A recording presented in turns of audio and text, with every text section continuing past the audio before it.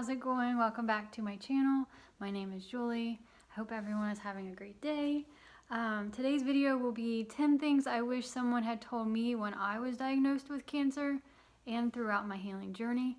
So 13 years ago I was diagnosed with stage 2 breast cancer. Just most of you guys know that. I went through surgery, chemo, and radiation.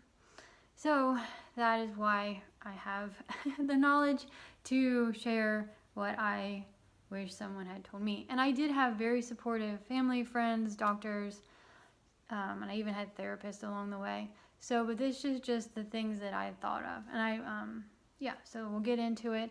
And I haven't made a video in maybe a couple weeks, 2 weeks. I get into that like inner critic. I let my inner critic talk me out of it and I compare myself to other. And I did get a new nail polish. I just haven't painted them yet. I got this. I always have to like change the subject. I think I'm gonna do this like purple color. It's one that I've like had before, and then my toenails are a different purple that I got too.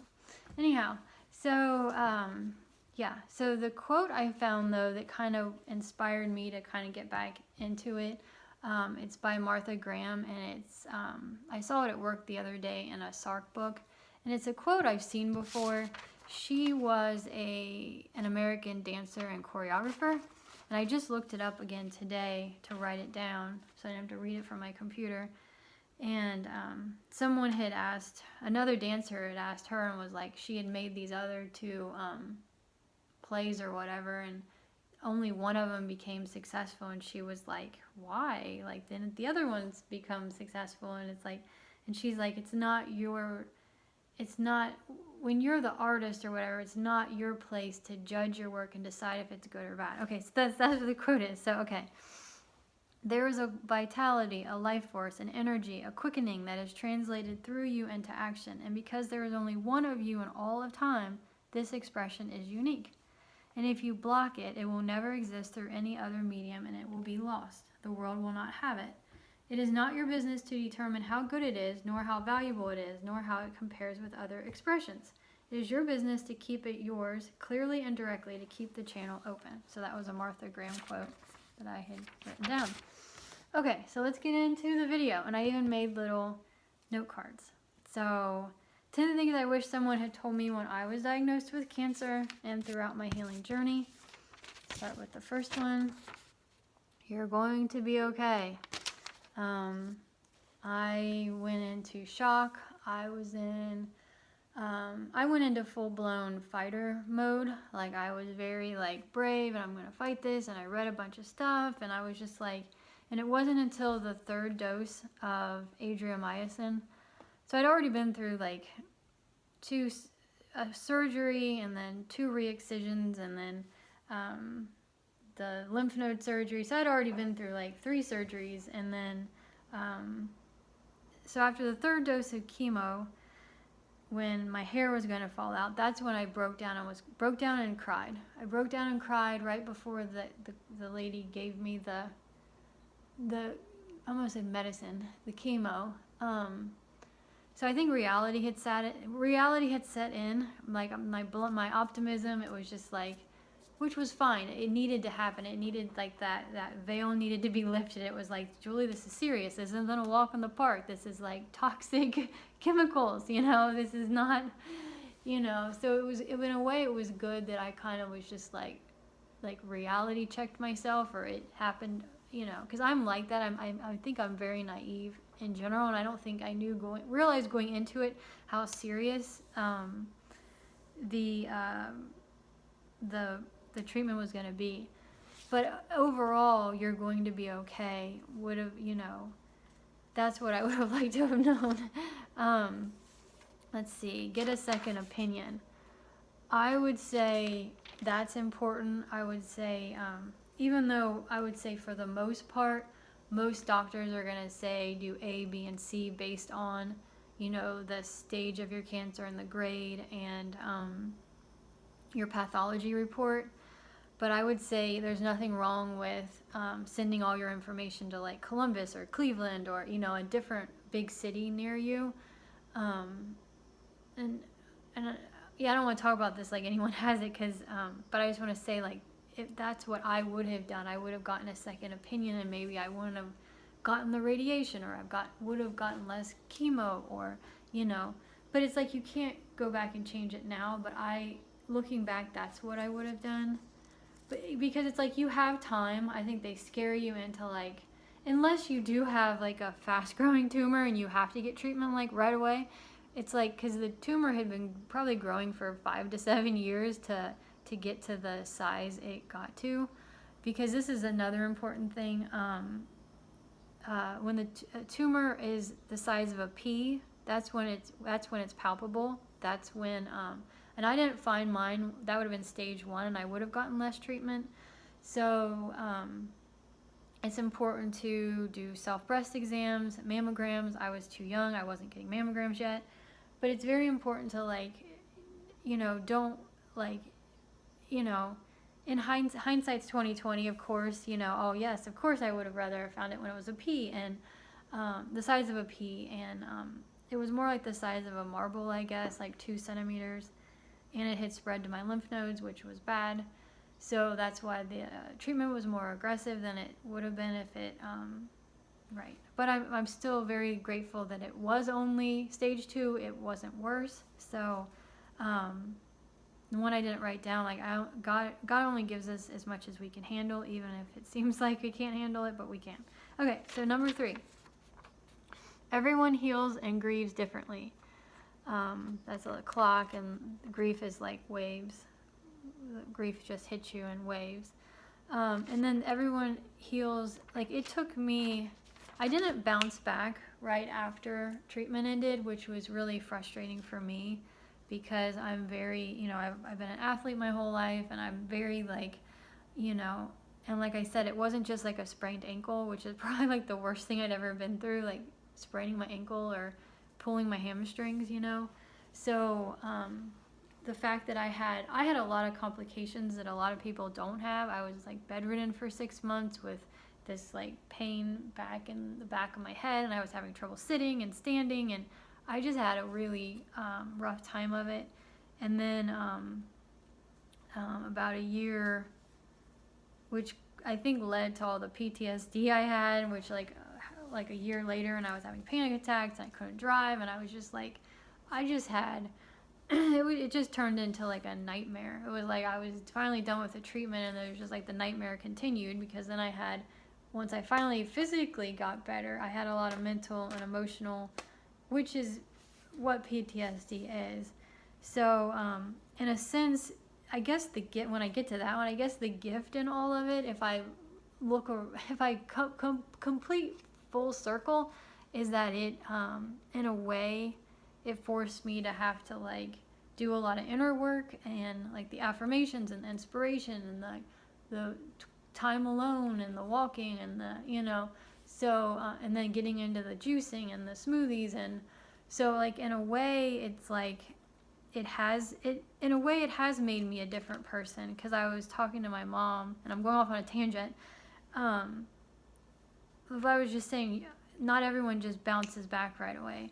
So I was talking to my mom the other day, and I mentioned this in my support group. It's like I always wonder, like, what would my life have been like if I hadn't have gotten cancer, and I hadn't gone through all that? Would I still be working at Liberty Mutual, the insurance company? Would I still be would I have gotten married? Like, I just wonder. Not that I'm not still me, and I'm still, pretty much doing, it's not like my life changed that drastically, but it definitely, like, I think it hopefully it made me a better person. I don't know, for a while there, I feel like it instead of just having a lot of post-traumatic disorder, you can have post-traumatic growth. It's like you want to have growth from it. Like, yeah. Okay, so number 4. You are a warrior. You are brave and beautiful. I think this is a good one for breast cancer survivors when they lose their hair. And you know, they have to have the wig or or like a scarf or a hat, and it's like it's really hard because when you go through that, I think that's part of. I mean, I was never a vain person to begin with. Luckily, so I think I probably dealt with that a little bit better than some women and some girls would have. I just wore like hats or scarves. I thought the wig looked silly, you know, but it was upsetting. It was difficult to just have like your hair like falling out. And luckily my mom was there with me through all of this. I think the chemo was just, it was just hard. It was hard to go through. Okay, so number 5, which leads us to perfect timing. You will have side effects that that really suck, and some of them will become chronic. I think I think they do tell you, because I think you do have to sign like a waiver, like the chemo is gonna, you know, it'll be hard on my heart, or you know, it affects your heart. It's cardiotoxic.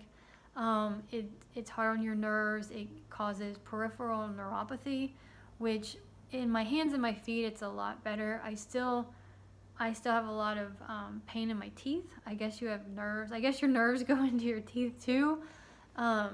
So it's like sort of just, but it's like I don't want to.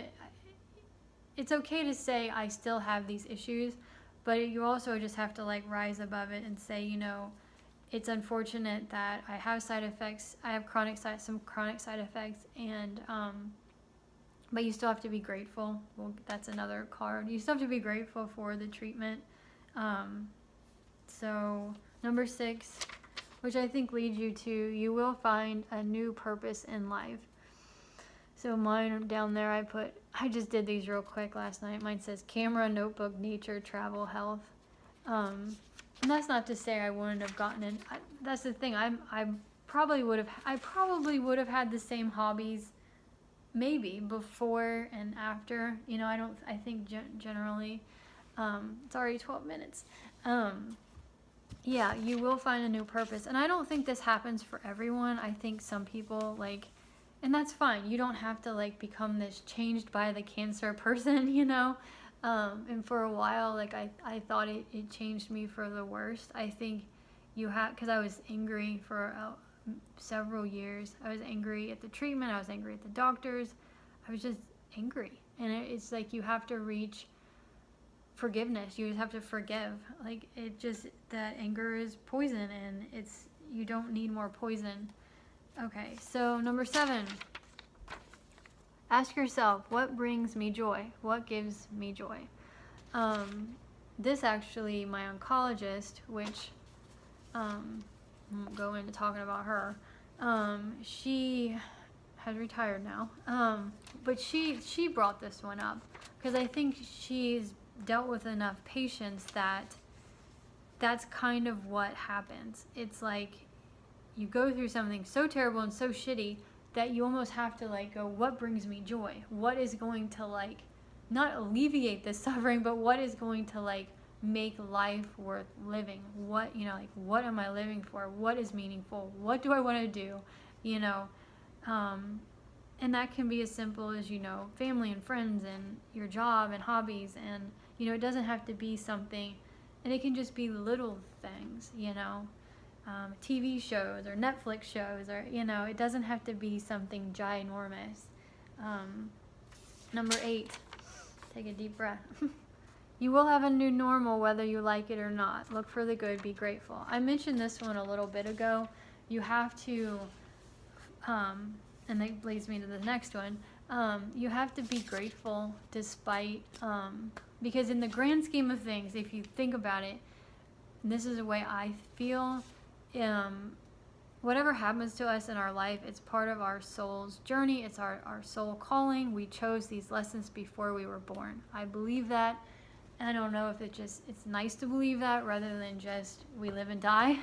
But if you think about it that way, there's a reason for the pain and the madness, and that we have a consciousness that lives on, like a soul, and we come back again, you know. So that's how I feel. So number 9, you will find the gift in all of this. Even though you feel powerless, know that God is in control. Trust in him. I think that was what was really hard for me, because the powerlessness and feeling out of control in general with getting cancer, and then in the smaller scheme of things with the treatment, and then having your life changed. I think that was what, and then I think I've talked about what the gift was and all of it, perhaps. And then I think, my faith and my spirituality got stronger. My relationship with God and myself got stronger. Number 10, don't compare yourself to other people. We are all unique snowflakes. That's kind of what the quote was. That's really important for anyone. You know, God made each of us unique, and we each have unique gifts. And when we compare ourselves to, and I know it's so hard with, Instagram and everything these days, it's so hard not to do that, but it really doesn't help you. It's one thing to go, wow, that's really cool what she's doing, or, I would like to be like that, or have that skirt, or, just something like that, or, wow, he sings good, can I sing like that, or, or, I don't know. Or, wow, look at the job she has. That's a cool job. It's okay to be inspired by people, but I think we don't want to sell ourselves short, which I think I do a lot of times. Anyhow, okay, really quickly, I'm going to read from Jesus Calling, Sarah Young. This is a 365-day devotional. See, so we're on September now. So September 2nd, you can see. We have this at work. That's how I knew about it. The one we have at work's a little bit different than this one. Okay, I'll read today's. The one the other day was good too. Okay. Here, we'll take a deep breath.